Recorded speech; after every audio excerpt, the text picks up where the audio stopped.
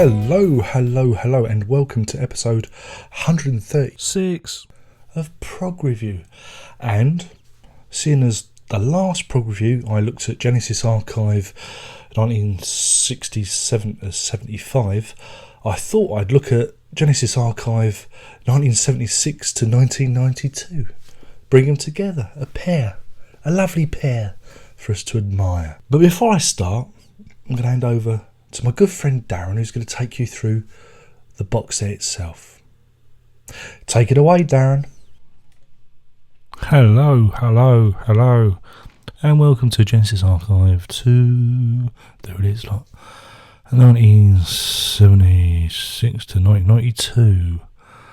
Oh, very shiny. Oh, yeah. Well, what's to say about this, eh? As you can see, here are the discs. There are 3 of them, and it's a right old eclectic mix-up, and no mistake.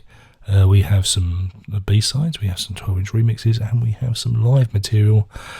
And it's as if some kind of fool has just spread around. And here's the shiny discs bearing the awful emblem. Looks like someone's wiped their bottom on the page. It's not, it's not art, is it? Oh, it leaves a lot to be desired. And let's have a look at the booklet. The booklet's got to be good, isn't it? The booklet's always good. So let's see what we've got here, right? Oh look, got the receipt. So I didn't pinch it from HMV. I did buy it. Look, and this one was $29.99. It's only 3 CDs, so it's a whole tenner cheaper. And it was bought on the 6th of November 2000, which was the day of release. Not that I'm, a little bit of a fanboy, but oh look, I can get something here. I can get a copy of the. Can't win a copy of that. Yeah, exclusive 12-track CD sampler. I wonder if I can still send that in. I think I did that joke in the other one, didn't I? Oh, who cares? Might as well reuse the material, save the environment. So here we go, let's have a butcher's hook. As you can see, there's an essay running through it, telling about the history of the band and about how they were going to carry on with, without Gabriel, really. And telling all the people that auditioned, apparently Nick Lowe even sent a tape in, and this, that, and t'other. And of course, there's Mr. Bruford from King Crimson, who helped out on drums on that first tour. And then we have Hackett leaving. Bye, Steve. And it's a sad story. And then Chester Thompson and Daryl Sturmer join, and everything is how we remember it. But yeah, there's Steve packing his bags and leaving. I'm off. He says, I'm off. And we've seen a lot of these pictures before. Well, I have. You might not have done. I'm being presumptuous. How terrible of me. Suddenly the jams worked again. That was when they started up their own range of fruit-based confit or preserve. That's the only joke on this one, I'm afraid. I'm running dry here. I'm running dry. And but yeah, you'll see the many faces of Tony Banks. Each one of them more serious and po-faced than the last. Yes. Mind you, if you see him now, he does pass a bit an uncanny resemblance to Brian Saul, but that only applies to certain people in the UK who'll get that reference. But yeah, yeah. And then we talk about them splitting up, with old Phil Collins moving on and that, but no mention of Ray Wilson and calling all stations, and we don't talk about that. It's the bastard child, isn't it? And look, Spitting Image Years. That's just Pete Townsend with a new wig on. Yeah, and then that one there for Tony Banks. They could have just used Cliff Richard's one. They had to do a special one for Phil Collins though, because the previous one only squirted water from his eyes. When they used to do the parodies of him, because he used to cry a lot. And yeah, Genesis split up or something, and then that's it. It's like I say, it's like Ray Wilson never existed. Oh, the humanity. But you got some nice pictures here. But the booklet's probably the best thing about it. The track listing's all over the shop, and that's it. And there they are giving Phil Collins his marching orders, saying we didn't like you anyway. You smelt, and that's it. that's it. That's all I've got to say. So let's put everything back in the box, and I'll hand you over back to that knucklehead who does the main review. There we go. So I'll hand him over. Go on, off your pop. Go on, sod off. Well, that was very informative, wasn't it? So, Genesis Archive 2, 1976 to 1992. It was released on the 6th of November 2000. As you can see, I bought it on the day of release. I'm not a fanboy, honest. And this is a bit different to the previous one. I have a number of issues with it. Firstly, there's only 3 discs, not 4. And the makeup of the collection, leaves a lot to be desired. What you've got here, he says, referring to his copy, is a real mishmash of things. You've got a lot of B-sides, which is understandable. The band want to present the B-sides in a fashion to their fans. That's fine. You've also got some live tracks that were like never put on any of the other live albums. So all the tracks that were left off, all the offcuts, all the old rubbish like Illegal Alien and Duke's Travels and Ripples and and whatnot were left off. Though like Seconds Out and 3 Sides Live and whatnot were all brought back in from the cold. So we have all these orphans brought in, bedraggled, abandoned, hungry, sallow-faced orphans of songs. Come in from the cold. We'll put you on a CD.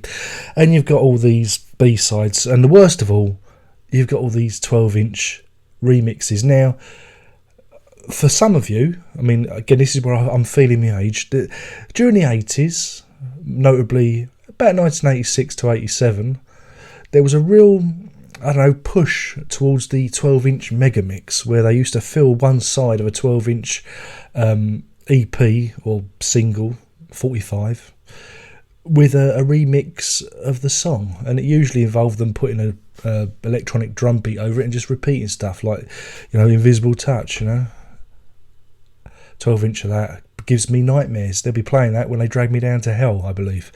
But yeah, so you get some 12-inch mega mixes as well.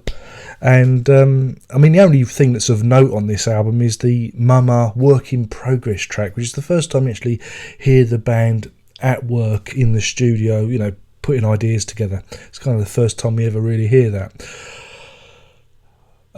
Some complaints at the time. Submarine, which is the B-side to Keep It Dark, I believe, is an edited version because the master tape was damaged. So they cut and pasted an extra section, so it's not quite the same. And they missed out Match of the Day and Me and Virgil off of this, and you wonder why. Well, one member of the band didn't like Me and Virgil, Phil Collins, and Mike Rutherford and Tony Banks didn't like Match of the Day. So then why bother? Why bother doing anything? And again, this is the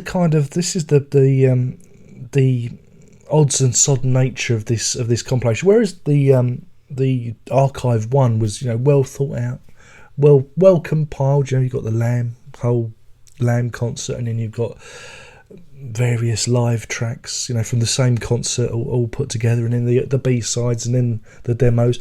It just seemed to flow. There was a real natural progression to it. This, it's like someone just couldn't give a flying fart and they threw it in a blender, and this is the result. Here you go. This is Genesis soup, all blended up. And you've got, the track listing is my biggest problem. It's not chronological. It's all over the place, and really, I think they should have, if they were going to do like a B-sides CD or a couple of CDs, they should at least put them in chronological order, just so they flowed. They just did it. This doesn't flow. It's got no flow in it at all.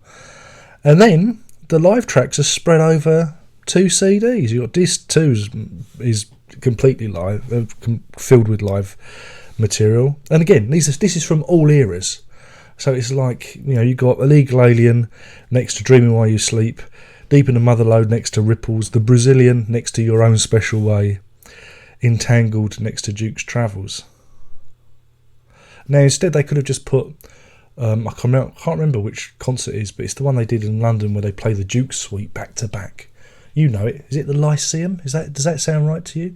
They could have put that on 2 discs, and that would have been something to behold. You know, I'm sure that the Earls Court gigs with Hackett, where they play Inside and Out, that would have been something to behold. But we get this kind of real mishmash and hodgepodge of live material, and then 3 more live tracks are just kind of thrown onto disc 3, Gay Abandoned. So they sit next to the Tonight 12-inch remix and Open Door, sandwiched between them, which is completely incongruous. And that's what I have a big issue with this, is it makes no sense. It's completely schizophrenic.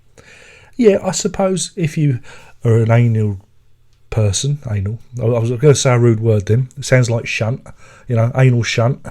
If you're, because I'm doing this is for the PG audience, not doing the naughty words today. But if you were of that mindset, you could go through and re-sequence the whole thing, but then, what's the point? That's their job, isn't it, really? So, I mean, I find it very hard to listen to, and I tend to just cherry pick, I mean, Inside and Out is next to Naming Now and Feeding the Fire. It's a beautiful track. They should just put it all back together in the Match of the Day, EP sequence. But they didn't do that. And then the booklet itself, it's a little bit shoddy. The design of the box, I just hate it. I mean, really? Is that iconic? Is it? I don't know. I don't know what that is, but I just don't like it. So Archive 1 is how to do a box set, and Archive 2 is how not to do a box set. Thankfully, most of this stuff has been replicated on the later period box sets, the 3 box sets that came out, so you kind of got them back again, except for the live tracks, obviously. So, you're not missing anything. Good to hear Inside and Out and Surround Sound, I might add, and Match of the Day. I like Match of the Day, there's nothing wrong with it. Match of the Day, the only way to spend our Saturday. Yeah, no, I love that track. I've got the little EP somewhere, the little 3-inch CD. Yeah, I think it's inside my copy of... oh, God, where did I put it? Cripes, I might have lost it. I wonder what I did with it. I'll have to go and have a look. I might go and have a look for that, and I'll show you it at the end. What do you reckon? There'll be a cut after the jump. There'll be a cut, and I'll show you that. But yeah, it's too incongruous for my liking. It's all over the place.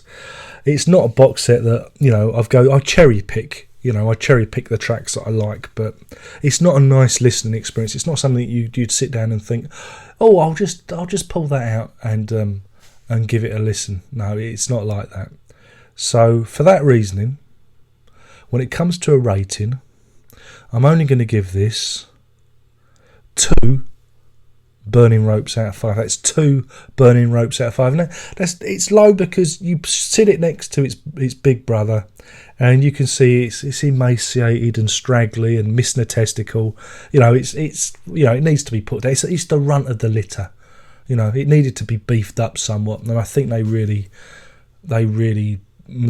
dropped the ball on this one, unfortunately. Again, if you've bought this box set or you own it or whatever, tell me what you think. Have I got it wrong? Do you like it? Do you like the way the sequencing was done? I don't understand it myself. It's too jarring. But, of course, let me know. Let's enter into a dialogue. Not a monologue, a dialogue, a duologue, even. And that's it, really. My name's been Darren Locke. I've been burbling on about Genesis Archive 2, 1976 to 1992. I mean, really, they could have put a 4th disc in just with the Ray Wilson years, couldn't they? They could have done the B-sides to that and some live stuff. There's plenty of stuff out there, but can you imagine them putting Ray Wilson's face on this? Oh, Tony Banks would have kittens, wouldn't he? So anyway, that's it. Prog on. And I'll see you in a minute if I can find that Inside and Out EP. thing. Match of the Day EP. Spot the Pigeon EP. I'll get it right one day. It's me poor old brain. I ain't take me brain medicine today. Ta-da!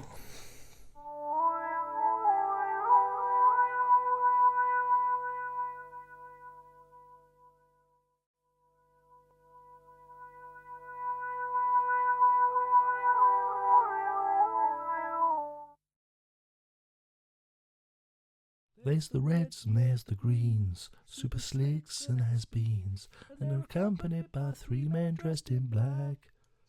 One's a whistle, 2 are flags, and quite often they're the drags. Kick the ball into the goal and put it back. Yes, match of the day is the only way to spend our Saturday.